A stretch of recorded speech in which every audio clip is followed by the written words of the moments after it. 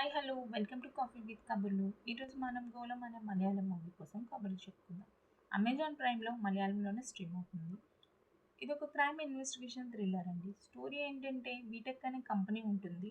As usual అక్కడ employees అందరూ ఎవరి వర్క్ వాళ్ళు చేసుకుంటూ బిజీగా ఉంటారు.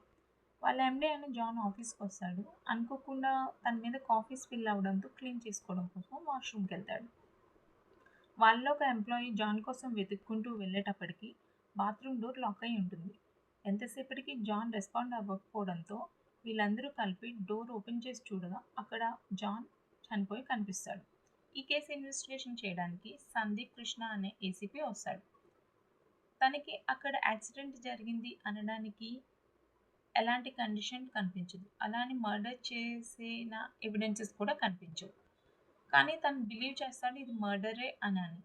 ఒకవేళ మర్డర్ చేస్తే ఎవరు చంపారు? ఎందుకు చంపారు? అండ్ ఎలా అనేది బిగ్గెస్ట్ క్వెషన్. ఎందుకంటే ఎంప్లాయీస్ అందరూ అక్కడే ఉంటారు.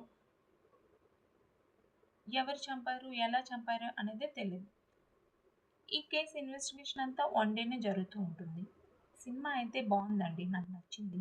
అన్నెసరీ సీన్స్ కానీ, సాంగ్స్ కానీ, ల్యాగ్ అనిపించే సీన్స్ కూడా ఏమీ ఉండవు. స్టోరీ ఫాస్ట్‌గానే ప్రొసీడ్ అవుతూ ఉంటుంది. కొలీగ్స్ అందరి పర్ఫార్మెన్స్ బాగుంది. And ACP Sandeep Krishna performance కూడా బాగుంది. లో బడ్జెట్‌లో బానే తీశారనిపించిందండి. మూవీ మొత్తం వన్ డే ఇన్వెస్టిగేషనే మనకు చూపిస్తూ ఉంటారు.